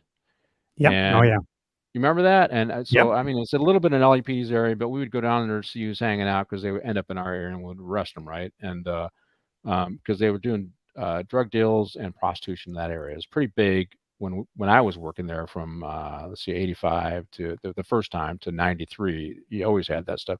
Well, I ended up having to go give a speech at that acting studio years later as a captain. And they got a camera, they video the whole thing, and I give the speech. But I start out my speech with talking about how I used to jam up actors, because I'm thinking they're doing hand-to-hand buys the way they're talking and interacting. They're just exchanging lines, right? But they look like a John making a transaction sometimes, or a drug dealer and a user making transactions. So you jam them up and you find out they were actors. They got a chuckle out of that story. But those are the two different types of acting. And I don't know if we have the definition for Stella Adler's acting thing up there. I thought I sent it to. Sometimes they call it sense memory, where you kind of use one of your senses to, maybe you remember how the bar felt, the wood, and then it takes you back to that time, and then you can reenact that emotion. Well, I think if you really want to know more about method acting is interesting because that was oh my God, I'm forgetting his name. He was in The Godfather. He was Vito Corleone. Jesus, Marlon Brando. Marlon Brando. He was a big method actor. Yeah, that's and, right. And then the guy who played in The Heat of the Night, and he was also in The Waterfront. Yeah. He was the brother of. No, he was the brother of. God, I'm losing his name now, but he was a fantastic actor. So a lot of really big name actors believed in that method acting. And actually, so Lee Strasberg, he played Hyman Roth in The Godfather. So I think it's Godfather #2. This is where Michael Corleone is now in charge, and they're in Cuba, and the Jewish mobster that's trying to get money out of him. You guys remember that movie? Yep, I do. There's a guy named Hyman Roth. That is Lee Strasberg. So that was the only movie that I'm aware of that he's in. But there are two different types of method acting. So, doing a ride along and riding along with law enforcement to understand and hear those things that make law enforcement officers a little unique. Little comments like Mike is talking about. That's okay. They're new. They'll loosen up over time. Those are kinds of things that don't just the actors just can't think of, and they're not going to get it out of their own experiences. Touching the sensories of their own Right. experiences. That's They're not correct. going to Yeah. get that. They can only get that kind of nomenclature towards being a cop, a character of a cop, by actually interacting with cops. So, what do you think, Cliff? Oh yeah, I think definitely. Yeah, if they can't rely on their own memory, they're going to match up with what's written on the script. Whereas, like you say, most of these dramas and these movies are cop oriented, and if they've been to an actual crime scene, they actually see people being signed into a crime scene. They actually see crime scene technicians. Now they actually have a personal memory, although not working as a police officer. They've been there on the ground, seeing how the crime scene is handled and protected, and what the units do, and so I think that's important, and it helps a lot of them. Yeah, so they kind of understand the mission of law enforcement Right. at Yeah. particular events. But Mike, so you had a ride along and who was preparing for a role, and she was trying to get the culture of law enforcement down as well for as she portrayed a police officer, right? Or did she just want to hang out with you because you're a good-looking guy? No, she really learned, and it was interesting. At the end of the day, the captain, I'm drawing a blank. We had a female captain at the time. What was her name? Castro. Well, no. Long before, she went out as assistant sheriff at one Oh point. yeah, it was a black lady, Rachel Burgess. Rachel Burgess. So she wanted to meet her, and she came out, and I was unloading my war bag and getting my boomer out of the car, and she says, "Well, how'd you like the day?" And she told her, and she says, "What was the most, exciting thing you saw?" She says, "Well, Mike had the handle on a bank robbery at Citibank over there, and that was the one up on Sunset and Doheny." She says, "I've lost my hearing, but not all of it, not 100%. She says, I will never forget the sound of him racking that shotgun as he's pulling it out of the car." And Rachel's looking at me like, "What do you mean you racked it in the car?" Like, sorry, had to get the guy. And that's so I mean, you remember when Michael J. Fox is doing the whole, he's framing the scene as he goes, and we all know the suspects recognize that sound, racking the shotgun, right? Oh, yeah. They Universal language. recognize that, and that's one of those things you're not gonna, right, as you said, Mike, universal language. You're not gonna understand that as an actor until you hear that sound, and it's a very distinct sound. It's different than any other sound, particularly that Ithaca shotgun, right? As you rack that down, just a big chunk, right? And that round slides into the chamber. Um, Very distinct, but also, so when an actor hears that and go, now I understand, right? Now they understand how that sound sets the scene. What do you think, Cliff? Oh yeah, it's just like you said. It goes along with what actors are trying to do is to associate a sound or a touch or a feeling with an emotion. So it's just like a gang member or a criminal will immediately associate that sound with being taken down by the police. This is what actors are trying to put in their toolbox is a sense memory that will help them be or appear authentic in a scene. Correct. Yeah. Well, I like the shotgun because you know what? When you pull that shotgun out, and one, you're going to be, if you have to use it, you're going to hit something more likely than with the 9mm or the Yeah. revolver. I'm probably 40. No, I'm probably 150 miles from Ithaca, New York, actually, where the original shotguns were made. The Ithacas that we had. Yeah. Oh, I didn't know that. Yeah, they did Yeah. eventually. I think they did eventually replace our shotguns. But hey, Yeah. let's I go on know. the next scene. It's, hey guys, I told you so. And I wrote down some notes on this one where this is where he's in the bar. I mean, James Woods has got this love interest, right? And he's trying to hit on this gal, a very beautiful actress, and it's not going so well. I mean, he's playing this angry guy, and he's having a hard time meeting and keeping a girlfriend, and he really likes this girl. And so this is the whole buddy show, and buddy part of this. And Michael J. Fox gets into his role as a woman, and they're doing role playing, right? And I thought, okay, well, this is kind of a funny scene. Probably not going to happen between a cop, but at least he's trying to. And I thought, okay, well, this is the comedic part of the movie. This makes it kind of a little more fun, a little more tongue in cheek. But actually, I think Michael J. Fox did a pretty good job of doing this. And then, of course, James Wood doesn't want to look like he's reacting to this guy who's acting like a woman, because it impacts his manhood. But it actually was kind of a fun scene. What do you think, Mike? I thought it was hysterical. I think the only reason Lieutenant Moss's character could do the scene was because he was a little inebriated. There was a bunch of empty glasses already on the table. But I thought Michael J. Fox was hysterical.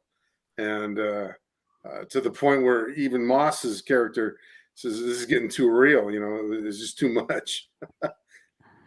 Well, and I mean, Woods' character makes a comment here. They're in an argument where I guess Michael J. Fox does something dumb, and he says, when to go back to Hollywood and your gerbil racing, right? Which is a reference to, and throughout this movie is all these references to urban legends or things that are going on in Hollywood. Gerbils being the belief that gerbils were inserted in certain areas of the body to give pleasure to men. I don't know if that urban legend is actually true, but he says these things in the movie. And so, Cliff, you're a comic. What'd you think of the scene where, Michael J. Fox is switching in the role of the women and doing the role playing kind of thing? Yeah, you can see, and I'll pivot here a little bit because my wife and I, as I said, we've been going to New York every year for a week for, God, it's been over 20 years now. And one place I have not been to, everybody talks about it, but I'm going to go now because it was in this movie, is McSorley's. And everybody, I'm going to McSorley's, and I've never wanted to go, but it's highlighted in this movie. So I want to get down there to McSorley. Have either of you guys been there? Or? I think the last time I might have been talking to you. I talked about going to Sir Francis Tavern, right? And Yeah. that's where Washington said goodbye to his troops at the end of the Revolutionary War. And so I was there for a trip one time, work I've got to trip, go and there. I took a shuttle there. As soon as I landed at Brooklyn, or at my hotel in Brooklyn, I went right there and I had a bite to eat. And I was walking back awesome. towards Brooklyn. I thought I would take it as far as possible. Washington, at this pub, it's been open since Revolutionary War times. He saluted and said thank you to his officers and had a few beers with them at St. Francis Tavern. And I think it's Midtown Manhattan, or a little, I can't remember exactly where it's at. And I was walking back along the East River. And I found another place, and it said, I think I might have told you, sorry, this sign that said, President Roosevelt used to drink here. I go, well, I mean, and one day I could have a beer at two different places where presidents used to drink. Washington and Roosevelt, two of my favorite guys. So I stopped and had a cup of coffee and a piece of pie there, and then I got an Uber back to my hotel. Yeah, I didn't realize that. So New York, it served as the first capital. I didn't even know that until I was reading about Washington when he was, elected president. Yeah, I think until they had it was the capital until they had the actual capital built in D.C. Right. Yeah. So, but I have not been to McSorley's. I saw that. I love Irish pubs, so I like to visit them rather than. We go. There's one by 7th and 54th or 3rd, right around there. We always go to. Yeah. If Washington really had wooden teeth and he was drinking beer, does it stay inside the wood? You can get it later on. It helps the fermenting process. Adds a taste.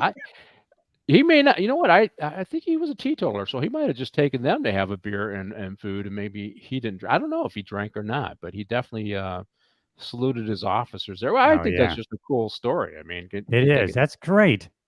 And it's been operating continuously. And I will tell you, I've been to Ireland. The oldest continuing operating pub in Ireland is called Sean's Bar. It's about halfway between Galway and Dublin, and it opened up in 900 AD. Think about that. 900 AD. Wow. Oldest continuing operating pub, and I think it's the oldest one in Ireland.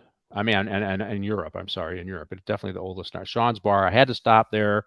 I was driving, so I couldn't actually have a drink. Again, I had a cup of coffee and something to eat. But I love Irish pubs, and I think I was just in Colorado, and that's Jack Quinn's opened up in 1875. So there's a lot of interesting history around, and I just like to go places that find the oldest restaurant, the oldest bar, and go to it. Yeah, that's cool. Hey, Cliff. Yes, sir. So for the capital, it started in New York in 1789, but it was only there a year, and then it went to Philadelphia for 10 years. Okay. And after 10 years, 10 years? Oh my God, 10 years it was in Pennsylvania. Yeah. Wow, that's pretty amazing. Yeah. Well, I want to bring up the next scene because we talked about the girl. We kind of referenced it where Michael J. Fox is helping James Wood land the girl, and I really want to talk about it. She's beautiful, and her name is Annabelle Scoria, I think is the way they say the name, and she's beautiful in this movie. But she does have an interesting history. It's relevant today. It's relevant to the Me Too thing. I told Mike about it, and he was shocked. But she actually was assaulted by Harvey Weinstein a couple years after this movie in 1993, and she was one of the women who testified at his trial Wow. recently and was convicted. And so there is a dark side to Hollywood. We're talking about character development and this stuff, but here she is. She's absolutely beautiful, right? And she plays a good, positive character. She likes James Woods as a character, and she likes Michael J. Fox as a character. But you can see she's I don't know. I've seen her in other things. I can't think of the movies now that she's been in, but I was shocked when I was doing a little background on this movie to find out that she was one of the victims of Harvey Weinstein. And I have to tell you, I'm so happy that I think there was a lot of abuse in the Me Too thing, but I'm so happy that he got taken down. I just Me can't too, believe yeah. what he was doing. I can't believe that he got away with it as long as he did. You know, as a cop, I would have liked to got him on the first one, and it's shameful that other people protected him.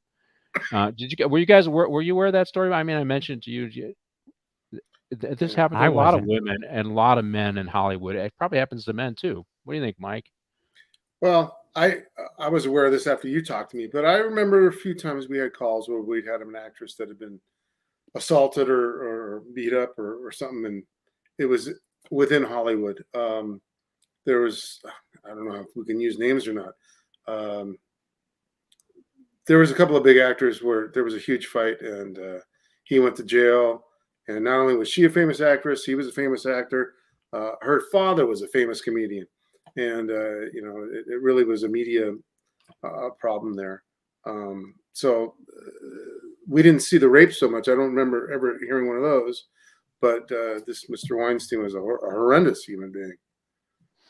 Yeah, it was. What was interesting is the people's desire to be part of Hollywood and whatnot, and how he leveraged that power. Like one of the things he would do is reporters or journalists, he would enlist them to discredit the victims who were coming out. I mean, this was a story. So New York was going to file a case against him from some Italian model that he assaulted, and he convinced a journalist to get an article in one of the New York publications about her, indicating that she had a questionable background, and the DA withdrew the case. But this was, and the trade-off was that this journalist would get some kind of Hollywood contracts or some kind of writing gig or whatever. And the fact that so many people, and I know this isn't about Me Too, and this is kind of more of a tongue-in-cheek kind of show on this particular movie, but the fact that this happened to this actress, it could happen to any actress, and the fact that Hollywood covered it for so long, because I mean, think about what's her name? Meryl Streep was friend with Harvey. Everybody Yeah. loves Harvey, right? And he's got all these Oscar award-winning movies, and everybody knows what's going on, and they keep it quiet. Journalists know what's going on; they keep it quiet, and I just have a problem because a lot of them are really quick to indict law enforcement, and yet you look at a lot of these high-profile actors and actresses, Look and at Polanski. yeah, look at Polanski, and they wanted to bring him back and revive him, and and then the Me Too thing hit, and that was done, right? I mean, so they constantly do this rehabilitation of these actors and actresses, and they have a dark side that they really need to own and they need to clean up, but they're really unaccountable because it's we used to see a lot. Come on, we used to see a lot of young people working in Hollywood, right? And they'd say, "I'm an actor and actresses." Okay, well, where are you waiting tables? Right? Was always my response. Because That's mean. I know it was mean, but come on, I really need to know where your real job is at. Where are you waiting tables? Oh man. But they're coming there to make it, and they get taken advantage of, right? They get taken advantage because, and as she clearly did, I'm glad she got some form of justice. But I don't know, Cliff, what do you think? I mean, this whole Well, desire to be part of Hollywood has really allowed people to be predators in Hollywood. yeah, and I didn't know her story, but thanks for telling me that. And I was looking her up. So she was, God bless her, she kept going. She's still acting, right? She's been on 5 episodes of Blue Bloods between 2013 and 2023, and she was just in a movie, Fresh Kills, 2023. So she was in Tulsa King for several episodes. So she kept acting. So that's good. I'm glad she kept to her art and made it through that. She did a couple of good. She did Sopranos. She did Copland with Sylvester Stallone. Cadillac Man with Robin Williams. I mean, wow. And Internal Affairs with Richard Gere. So she's done a lot of cop movies. Yeah. Movies. I bet she's pro police. Well, you know what? Maybe you get one of you guys send her a note and ask her. But a lot of good. I'm just the dark side of Hollywood. I'm glad it got exposed. I do have a hard time when actors and actresses who don't know our business tend to be the most critical, and yet it's like, hey, clean up your own house first, right? Tend your own garden first. Yeah. And a lot of these guys who are critical of law enforcement did not tend their own garden first. They, there's very little oversight. And it took the Me Too movement to try to expose somebody as powerful as Harvey Weinstein. And he's not the only one. There are other people who did this kind of stuff. But I'm glad she survived. We don't know what her career could have been, right? You never know. You never know. Yeah. We don't know. We don't know what it could have been had she not had this baggage and she not been victimized. And so, let's throw out props for her. She did heroic things. She did testify against them. She's a survivor. Annabella, you did great.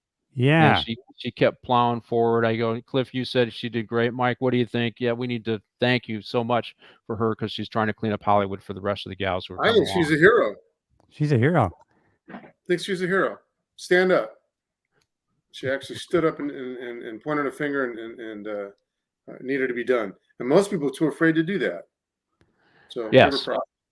Yeah. I've been looking for the Me Too movement when these men are competing against female athletes. I haven't heard them. But, it's coming, and I actually been doing some research. Yeah. I might end up with a little more serious show that's under development where I can get into more political issues. And that's an interesting thing because the science is not settled regarding gender affirming care and all that other stuff. Immediately, there's more studies coming out, more longitudinal studies, more with control groups and all the stuff that makes studies a little more serious than others, and it's showing that maybe the policies we're adopting in our schools aren't really the correct way to go. But you can't get past the. I don't think there's even any gray area there. The science is done that if you were a biological male at any time, competing with a female is not correct or fair. What they're saying is, so here's I'll give you the study, what the study says. I know this is way off topic, but let me look it up. Yeah. Okay, you have to look it up. National Institution of Health, they have a lot of studies and you can look these things up. And one of what they're saying is if you give gender affirming care to a teen or a young adult who is experiencing gender dysphoria, you reduce the likelihood of depression and or attempts to suicide and or success at suicide. Therefore, we have to provide gender affirming care. But a lot of these early studies, they acknowledge in the conclusions or as they're going through that this is built upon weak research and that there's a clear need for additional studies. And as additional studies are coming out, so trans athletes, the reason why they compete, we want to affirm their gender, right? So that's why we have to let them compete. That's the extension of those studies. But other studies are coming out, Finland, Sweden, and I want to say the Dutch are pulling back from that because they've done more studies to show that may not be accurate, and the better way to go might be just giving them psychological care, not this overall gender affirming care. We might have to learn to teach them to live with themselves and things like so. Other types of care, but not these severe cares where we have to completely change our society, where we do surgery, we do puberty blockers, all this other stuff. So there's other information out there that indicates that I'm all for that and take care of them for the depression. However, when you're fifth place in the male competition, and then next Monday you come in and you take all the medals in the female competition. I bet you there's a lot of depression on the other side, and all of a sudden yes. You're walking into the female locker room and exposing yourself. I don't know. I don't think it's right. Well, one of the interesting studies that I read, and I admit I don't read the whole study. I look at the what's the study for, or what are the conclusions? Because some of these studies are like 40 pages. That's important. Yeah. But one of them said that men who have gender affirming or gender dysphoria, 85% without any treatment or anything, 85% are comfortable with themselves when when they're adult men. So that means, so of 100 men who might have gender dysphoria, if we do nothing, 85% of them are real happy You're when they're fine. adult. Yeah. Yeah. Right. So it's only a small percentage, which indicates that we need to really do a better job of identifying who that small percentage is instead of doing blanket policies for everybody. I mean, that's what I'm still doing research on that area, because I'm going to do one of those shows. If I do get a real serious news show, I will talk about it, and we'll dive into that. God, Cliff, you had me dive into something. All right, let's Bring me on. I want to be on that show. Yeah. If you Go do ahead, change Mike. from, if you change from man to woman, does it mean you can nag yourself? Probably. Well, no, you're all insecure about yourself. I don't want to get into. I need to get away from that. I think the opinions of Mike Ascolese do not reflect my own feelings. that's it. The opinions of my alter self. That, okay, we need to get away. It's crazy what's going on. Sorry, I had to take you down the wrong road. You took me down the wrong path. But all right, let's get back into the script. So he gives him a gun, right? So he's trying to get rid of Nick, and his captain, or his captain, is starstruck, and Nick is kind of bribing him with swag from the shows. And so his captain is pushing him, no, you're going to ride with him, and you're not going to investigate the party crasher murders. And even though James Wood is investigating the party crasher murders, and you're not going to do this, you're not going to do this. So James Wood sets him up, right? He gives him what it was a real gun, which is, we ultimately find out, is blanks, right? And he takes him to, we're going to go take down the party crasher, and he sets him up with other cops to look like he's been involved in a shooting. And then, of course, that he shoots them out of policy, and that he can go to prison for a long time, just to get rid of Michael J. Fox's character. And, okay, so I couldn't help, when I watched this scene, to think of the shooter, Alec Baldwin, right? I mean, come on, this is Hollywood, right? This is a guy who criticized law enforcement, and in a movie doesn't follow any of the security protocols as a producer, in turn setting a stage on how things should happen. And then as an actor, following the rules, never point a gun at him, always check the gun yourself. And he ends up shooting somebody. And now we all supposed to be sympathetic to Alec Baldwin. I couldn't help but think of that. I mean, I had to think of that. I looked at this and I go, it just reminds me of the whole Alec Baldwin thing, and now Michael J. Fox's character, he's worried about himself, which is what Alec Baldwin is worried about. But ultimately he does come through, and he wants to do the right thing, and he finds out that this was a whole setup. But I couldn't help but think of the Alec Baldwin thing. I know that kind of deviates from the funness of this movie, but what do you think? I mean, Alec Baldwin is a critic of law enforcement, and he's on a set. He's supposed to follow the rules. He doesn't follow the rules, and he ends up killing somebody. And now we're all supposed to feel sorry for him. I don't know, Mike, what'd you think of that? Well, as far as the actor, Michael J. Fox doing this scene, he went through everything. Here's this egotistical actor punk, and when he gets to the airport and decides to turn around and come back, he actually changed himself. He actually became more like the cop character. He was going to stand up and take the brunt for what he had done. Obviously, he didn't know that they pulled the wool over his eyes. So that was a big transformation for that character. I thought that part was really, really good. You're right. Yeah, that's right. Then he gets back, and of course, everyone's teasing him, and then you see LL Cool J. By the way, that was LL Cool J's first movie. Yeah, that's right. Or this one. And everyone's teasing, and they're taking a good chunk out of him. Of course, being cops, they got so into it, they weren't looking around, and you never know who's watching or listening. And they finally spot him in the corner. As stupid as I thought some of this movie was in this scene, actually, this was good writing, because here's these guys now. Look, hey, and then I staggered out the back steps, and man, I fell on top of him. And it's like, hey, who's the actor now? I fooled the actor. You know what I mean? Yep. So it was kind of good writing in that respect, Well, they were definitely having fun, and Mike, I agree with you. He transitioned, so he went from being the self-absorbed actor, and I don't want to say that all actors are self-absorbed. I'm just saying that's what his character displayed here. That it's all about him. It's all about getting the scene. It's all about I got to play a more serious role. I mean, that's what he's all about. And then he gets in this thing where he thinks it's real life, where he actually kills somebody, and he has a conscience that it isn't all about himself. That's kind of why I thought of that whole Alec Baldwin thing. That Alec Baldwin still, I don't think, is really fully taken responsibility. Yeah, well, it's the other guy's fault. He should have checked the gun and this. What do you think about that part of this, Cliff? I comment on Mike's thing that Michael J. Fox characters shifted in this scene. Yeah. Well, and when if you look at writing, they want to, does the character change? Is there a transition? Does the character grow? And that's kind of, make sure if you're writing something that happens. And I'm always, they say, and I find it just came to me right now, they have this kind of framework of the hero's journey, right? And it's almost like in this case, right? So we have James Woods, and he's the proficient expert police officer, and now he's come across this other character that he doesn't even want any part of. He doesn't want to help, but in the end, he has to step forward and take on in his defense, and he becomes his caretaker kind of thing. So it's kind of the hero's journey applied in this movie. And so I definitely see the growth in that character. And once again, as initially I thought kind of a screwy movie that I didn't really like, but if you look at it, some of the writing is pretty good. Some of this scene, as far as James Woods, the three of us are used to this, and we were born with a certain way of thinking.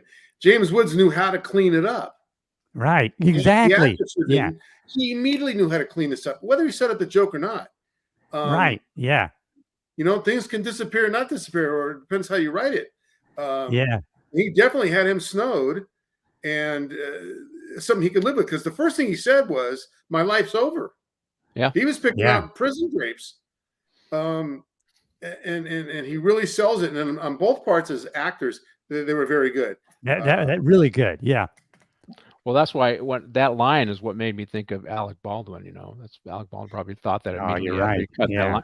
My life is over with. My career is over with. And a very fleeting moment for I think he's a narcissist. So a very fleeting moment for a narcissist. He thought, oh my God, I'm not perfect, and people are going to attack me. And I do have a lot of recrimination towards him, because he was so. I think he said I wonder how that cop feels shooting somebody in some tweet. Yeah, right? I know. Killing somebody. And now he knows, and exactly. He's never really apologized for that comment. Never Really taken ownership over that. And I think it's a warning to Hollywood. Be careful. There's probably a couple of professions where oversight and people are in your business. There are few that are more in your business than law enforcement, and Hollywood's one of them. Because everybody's following them, everybody's got a camera on them. It's going to come out. If there's dirt, they're going to find out. It's going to end up on TMZ, and you're just going to feel like. And the narcissist. And I have to. I don't know if you guys watched any of the Johnny Depp thing. Oh, I did the whole thing. I watched the whole trial. Yeah. So remember, I was injured at home, and I don't normally care about actors and actresses, and they have these. And I got a shout out to. Have you guys ever watched the Law Tube? There's a bunch of lawyers on YouTube, and they'll give analysis, right? Oh, I have. Yes, I have. And there are a couple of them. There's Nick Recato Law Show. Nick, hey, how you doing? He has a site, and another guy that I really like is Nate the Lawyer. He used to be an NYPD cop and NYPD prosecutor. And so I kind of watched their shows, and they got together, and they were streaming it, and they would all comment on what was going on between Amber Heard and Johnny Depp. And it's just my personal opinion. As much as I love Johnny Depp as a character, he's a train wreck, and I was watching two train wrecks, and that's what probably made it entertaining for me, right? But the narcissist in her and trying to dupe everybody. Because as you watched Amber Heard's testimony and you watched the evidence, it was so easily dismantled. Easily, yeah. And I think their lies. And you're right. He's a train wreck, but he, and the poor guy, everything is, all this crazy stuff's being exposed that we would hope to be behind closed doors. But he just kind of owned it, and that's what endeared him to others. Yeah, I drank a gallon and I was drunk. Yeah. That's my pants. No, I'm not happy about it. The thing about it is having. One, she invited people into her life as well, but as she spun these lies, like I was hit on this day, and the next day I went to court, and the next day after that, there's no bruising, right? So, She's got little. She was using makeup or however she was doing. But my point is, for somebody who's really famous and in that light, there's so many cameras around. There's so many people around that if you're doing something wrong, people are gonna find it out, right? Same with cops now, right? We have think about Oh when we yeah. were working the streets at first, they didn't have all these cameras around. So you really got to be on your toes. There's always going to be cameras around. Going back to Alec Baldwin, could you say it's kind of a warning? The thing is, it doesn't matter. It's going to repeat again because there's already been deaths from on set. Prop guns, and so now they're on warning. Well, it's not going to matter. People are. I don't know. I was reading that history book again. I think Madison said, well, mankind left to his own device is going to be without some outside someone overlooking. He's going to revert back to some crazy stuff, and it'll happen again. Oh, Mike, who's killed the first Brandon time? Lee. Brandon Lee. And Brandon John Lee, Eric yeah. Dixon. Yeah, and they embraced a lot of rules. I mean, I forget who I was watching. It was George Clooney. I think he was interviewed and he says, "Wait a minute, we have all these rules that we follow." So here's an A-list actor calling out another A-list actor. Yeah. Saying bullshit. We have all these rules that we follow to prevent this. This should never have happened. And we have an audience member says, yeah, Alec Baldwin is a punk, and they harass people online who threatening and harassing people online who might take another point of view. The brothers spent their extensive time harassing and threatening people online. Yeah, I thought, God, what if I was in New York and that idiot challenged me? Because I'm not one to back up from a fight, right? And this guy seems like he'll fight anybody. I think he got in a fight over a parking spot in New York. Yeah. Now, I understand there's a premium on parking spots in New York, but when you're wealthy, you don't get it out in the middle of the street and mix it up with somebody over a parking spot, right?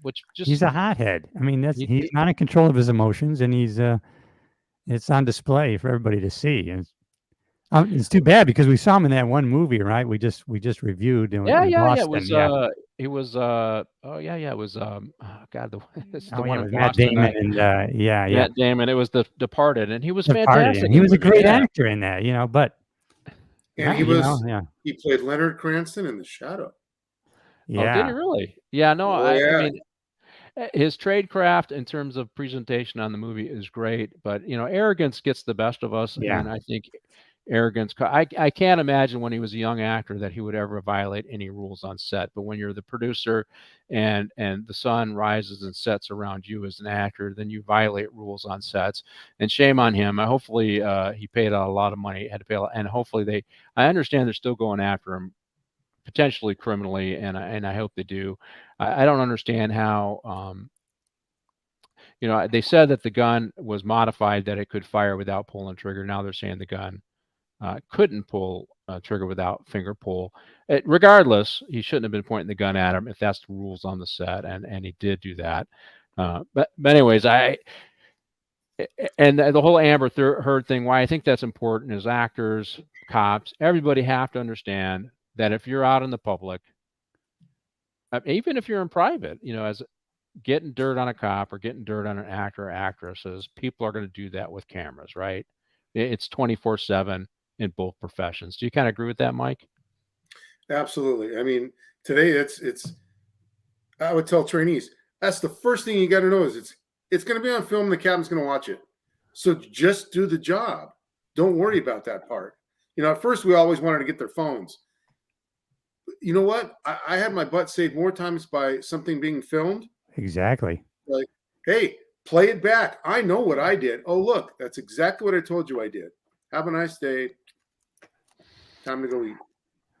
Well, I always felt that the body-worn cameras would ultimately be a benefit for officers, and I think they have proven to be. I mean, how many? Now it's like, well, he may have done everything right, but I still want him to de-escalate more. I still want him to. Now it's they do everything right, but we keep raising the bar and our expectations on these guys are these guys are getting caught by these, and some of them are not good, but there's a couple of them that I like.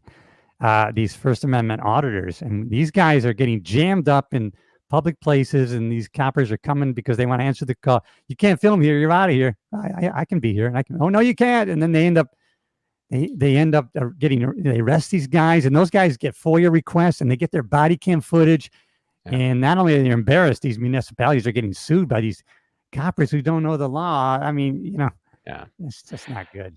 Yeah, I was still working and that stuff was happening, and we made sure. I mean, in fact, I got the department got sued by the ACLU, and I testified as the department expert.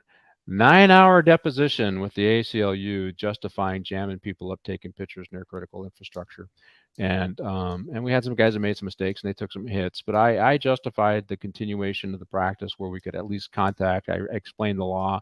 And the lawyer said, "Hey, we came away with everything we needed to get out of that, and because of me." And I did explain, hey, if you look at what's going on with Al Qaeda and all those other folks, they do casing, even criminals. They case places before they Well, they yeah, case. the one guy I like, he likes to be jammed up. He says, "No, I'm an independent journalist. I'm gathering pictures for a story, and there's nothing nefarious going on here. I'm an independent journalist, and I'm gathering things for a story. And I'm not going to go in any of the public. I'm just in the public accessible areas, and I'm not going to be taking pictures of employees over the counter or private information." And so he kind of has an answer to him if they'll talk to him. But Well, those things are fading, though. I mean, what I noticed about those guys is, as law enforcement got smart, because we did training, right, and we made sure our guys knew. And smaller agencies, they're going to smaller agencies who were not the original targets. LAPD, LA Sheriffs were targeting NYPD. As the bigger agencies get the word out, they start targeting small agents. But here's what happened: most of law enforcement have figured it out. They make sure their people are most of properly them are doing trained. good. Yep. So what did they start doing? They started going to post offices and jamming the Yeah. clerk behind the counter. Well, I could be here. This is open public. I could take a picture of you.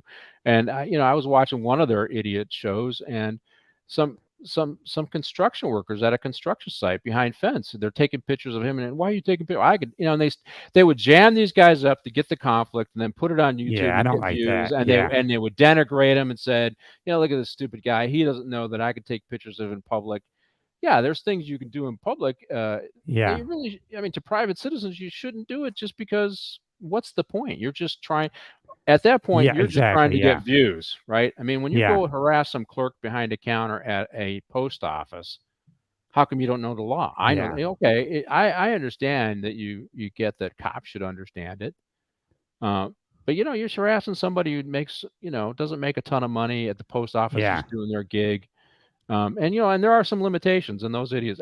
One of those people showed up when I was overseeing a jail, and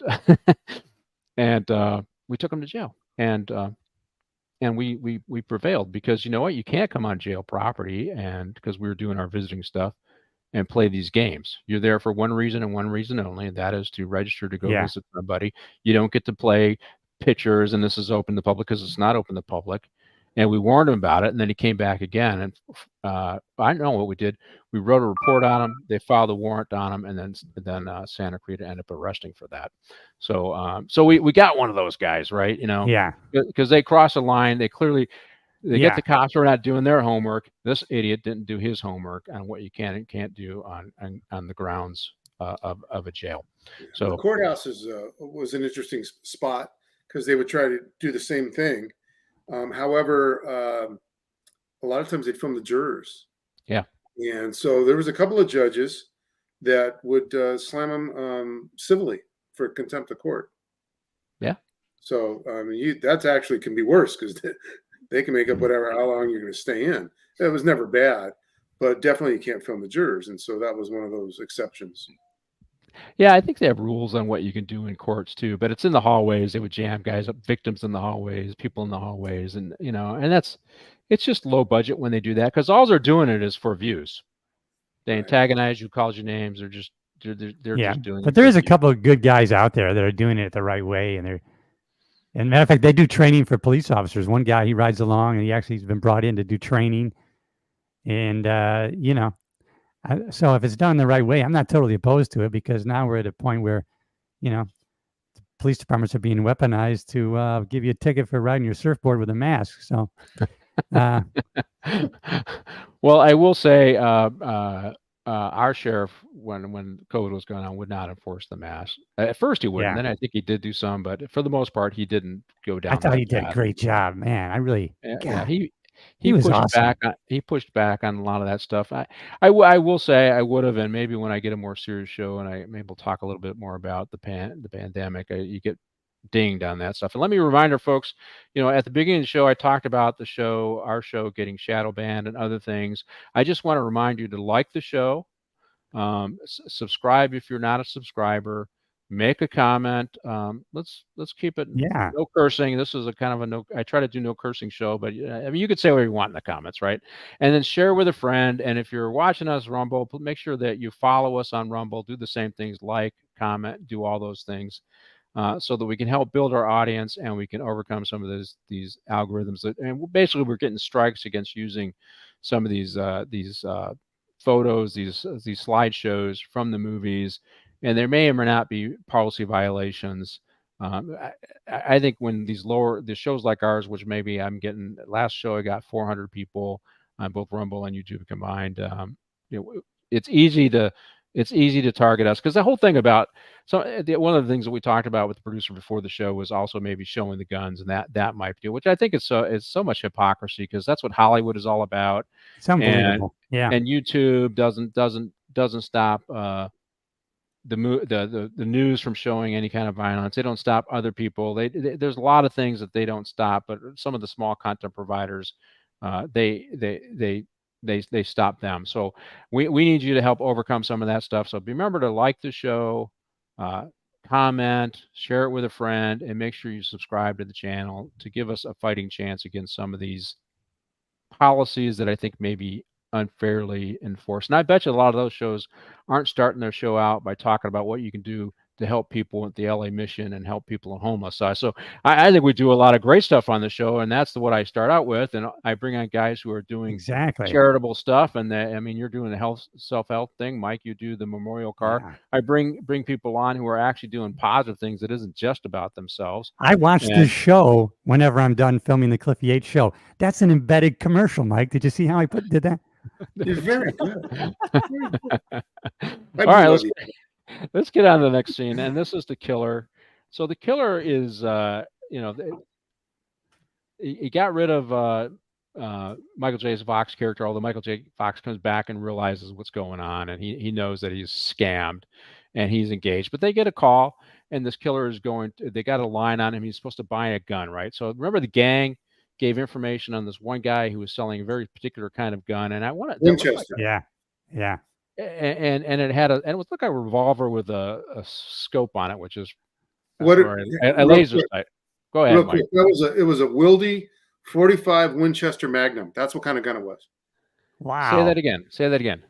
It's a Wildy. It's spelled Wildey. 45 Winchester Magnum. It's an actual gun. Yeah, and I had never seen a gun like that, and it's a revolver. Me neither. Right? Yeah. It's a revolver. Yeah. It's a revolver. So Wildy's the manufacturer, and then they use the Winchester parts also, and then you can make them gas powered or not. How did you know that? Do you know that? Yeah. You're a gun guy? No, yeah, I like some guns. Oh, that's cool. I'm so ignorant when it comes to knowing different guns, really. So, real quick, before we forget, because this guy's one of my favorite actors. Stephen Lang is the party crasher. Yeah. This guy is awesome. And if you don't recognize him, he was in Avatar 1 and 2. He plays the bad guy. Okay. All right. He's also in he's done a lot of cop shows. He did Shades of Blue, Officer Down, and he did Officer Down with James Woods. He was in Tombstone, One Story. He's done a lot of really good things, but he was great in Avatar. Well, he kind of plays a fun psycho here, and he wants to be a cop. So he's actually targeting, like he targeted the dope dealer in the one shooting, right? So he's targeting bad guys and thinking he's a cop. And let's see, this Bronson had a Wiley in Death Wish 3. Oh, he had a in Death Wish, so he had the same type of gun in Death Wish 3, only was an automatic. I'd not heard that brand of gun. I just think it's a huge revolver. If you're going to carry something that big, why don't you just get a rifle? I mean, and why wouldn't you be carrying out? You just 6 shots. I mean, what kind of speedy loader do you have for that? If you're carrying, you know what I mean? I guess you're going to just get your 2 shots in and get the heck out of there if you have to, right? So, but anyways, he likes the interplay, and it's funny. We do have serial killers who like the interplay between themselves and the cops, right? I mean, we had the Zodiac killer. He communicated with the newspaper and mocked the cops for not being able to catch him, right? And you had that a more recent case. I don't want to say it was super recent, but BTK. He communicated. yeah. You What know, about that guy in New York? They just found all those bodies. Those guys. That guy used to make calls from Manhattan, and they did he really? yeah, and they linked him that way. Yeah. Yeah, so these serial killers, so it's about the notoriety, it's about the attention, and when they're not getting the attention, they create that attention by BTK's was an interesting one. He wrote, let me remember how he did this. So they couldn't find him, and they did an article to just see if he would engage with the media again, and he did, and they ended up, he sent a disc, right? He sent a flop. Remember the floppy disk? You know, Yes. the hard ones, right? He sent Yeah. so there was the really floppy ones, and then there were the more harder ones. And he sent a floppy disk to the news media, and it went to the law enforcement. And of course, written on those are different. You know, you can write over information, but you can pull in. It doesn't mean it's gone forever, right? You can get Right. techie, you can pull that information, and they pulled the information, and it indicated that he was that he was the deacon of a church and who he was, and they were able to trace that it was done at a computer that he went to school, college that he went to, and they were able to find him up. And it was his desire for this engagement, his desire to show the cops that he was smarter than them, and that's how they caught him. And you kind of see this in this character as well. I'm sorry, Michael Lang, is that the name of the actor, Mike? Stephen Lang. Stephen Lang. And he wants this interaction, and he wants this attention, and that does happen with serial killers. Yeah, you guys probably never heard that story. Well, the BTK, if you watch it on a story about him, you hear those stories. But it's same with the Zodiac, same with the Long Beach guy, or not Long Beach, Long Island guy that you're talking about, right, Cliff? Yeah, the Long Island guy. Yeah.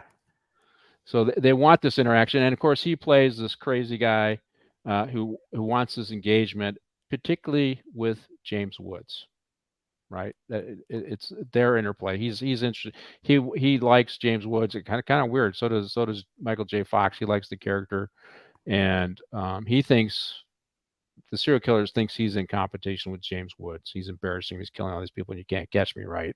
But I'm really killing people. You should. The dope dealer, the bad guy, right? And so they get in this, and they end up getting into shooting, right? And they take the bad guy in custody. And of course, that's not the end of the story, right? He ends up getting away, right? That's not the end of the story. He gets captured. I guess I put it, he gets captured the first time is the way I talk about it, but he escapes. And one of the scenes that I thought was the scene with him and Michael J. Fox, right? What I thought was pretty interesting. So after he kills the people, and I don't know how he does it, but he obviously don't show it. He kills the people in the ambulance, and he escapes. He ends up in the back of the car with Michael J. Fox, who decides he's going to drive off with a police car. Now, I think you mentioned somebody who did that before too. Didn't Sean Penn drive a police car or a studio car? A police car. I think that was the story when he was filming the movie Colors, right? He took off in it. That I don't know. You don't know that? Okay. Well, I did hear that story. Eventually, I'm going to do the movie Colors. I just got to get the right guys. I just want to get some OSS, some gang guys in and do that movie, right? But he takes off, and as he pops up in the back seat, Michael J. Fox is saying these lines. So, and I don't know if you guys caught it, right? So he says something to Michael J. Fox. Are you talking to me? Oh, he's a taxi driver. Taxi driver. Right. Yeah, you got it. So are you talking to me? I caught it. Driver? Yeah. Plus, we got to remember his character was wearing the fatigue jacket from Taxi Driver. Yeah, also. Exactly. Yeah, I caught that right away. And the bad guy says, "Hey, this ain't a movie," because he says something else. I have a month to live. Now, do you remember that movie? It was with oh my God, I can't remember the name of the guy now. Dobson or whatever. But he plays this cop who thinks he only has a few years to live, or a few months to live, and it's Dabney Coleman. Remember that actor, Dabney Coleman? Yeah, absolutely. And he only had a few months to live, And so he's got the bad guy in the back seat, and he starts driving real fast, and he's just like Michael J. Fox is doing, and of course the bad guy says this ain't a movie, but that's what that one reminded me of. That it was Dabney Coleman's character. He's the detective. He thinks he's going to die, and so he wants to die in the line of duty, so that all the financial benefits go to his family, right? So that so this actor's character, so Michael J. Fox, the only thing he has to draw on these stressful situations is scenes from other movies. I think that was part of this, Yeah, and that's what they were alluding exactly. to, and that's what he said. And there was another line he said in there. I hate it when they don't say please. And I can't think of the movie for that, but I know that is out of a movie. I hate it when they don't say please, and I couldn't think of the movie where that one came from. Right? Maybe if our audience, we have a bunch of movie who self-proclaimed nerds, if they can think of where that one comes from. But he's just saying what actors said in movie because he doesn't know how to act emotionally in this situation. Right? Right. That's what's going on. What do you think, Cliff? Yeah, I think he's relying on that. You're right, because he doesn't have anything else to go by except for what he knows. So he leans back on that as his knowledge base. Yeah. Yeah, so here he is. He's saying, "Slow down," So, what do you think, Mike? Same kind of thing. Actor has limited depth as a person, so he has to draw on the movies to Right. understand how to respond to these situations. Yeah, like you put it before. I mean, he didn't have a background in any of this kind of stuff, and so you sponge up what you see, which is what his character was doing in the movie, anyways, and then he blurts it out. It was pretty funny, especially Taxi Driver, because that was the bad guy. But Yeah. Yeah. I don't know. He says in here, "I'm driving here. I'm driving here." Now, I think that was from another movie too, but I want to say that was from more like Midnight Cowboy instead of. Remember that scene where both him and let's see, it's the actors were Dustin Hoffman and oh my God, he played in played a lot of great movies, and I can't think shows. And anyway, she's across the street, and it's two New Yorker guys, and he slaps on, "Yeah, I'm walking here," and it just reminded me of that movie too. So a lot of what he's drawing on are just these snippets out of the movie, and if you really pay attention to it, you think, "Oh, I remember that movie. I remember that movie." That's part of. I think it should be some level of charm for this scene for the audiences, as they remember where these things actually come from.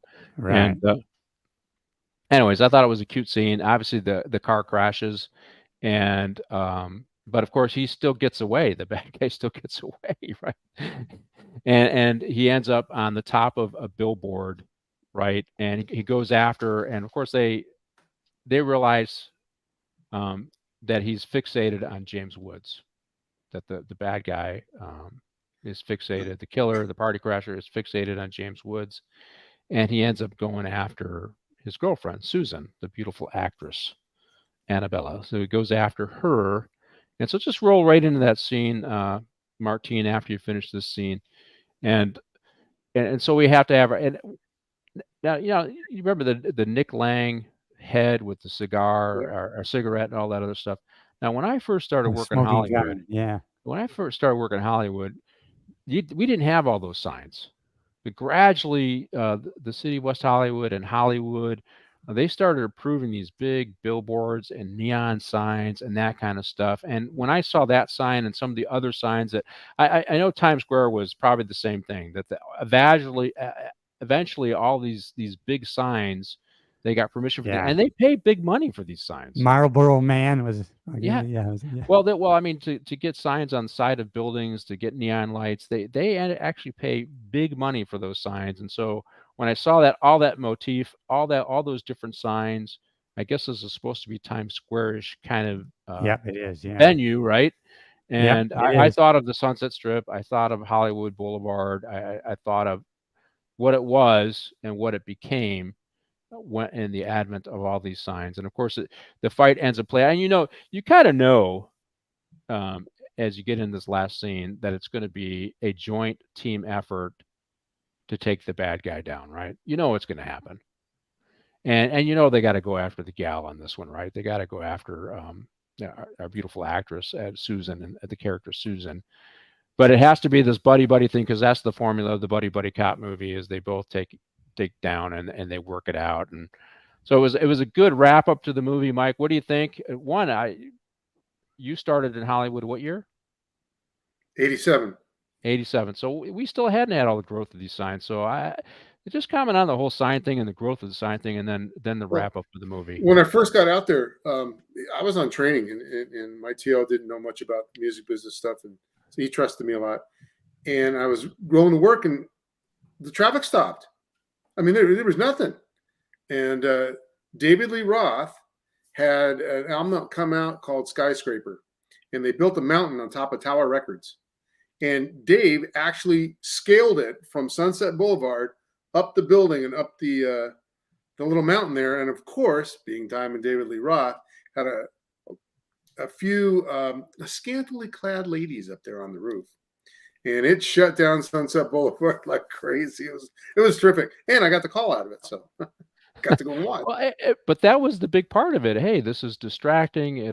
People will have accidents, and of course they just pay the cities off, and they got a chance to do it. And I'm sure that they paid a pretty penny to do that promotional thing. And it's terrible that Tower Records it's gone now, right? The building's there. It's shut. They're only online. It's been used a couple of times. Elton John snuck up in the parking lot and played. Right. Guns N' Roses did a museum out of it, a pop-up museum. Other than that poor building is just sitting there.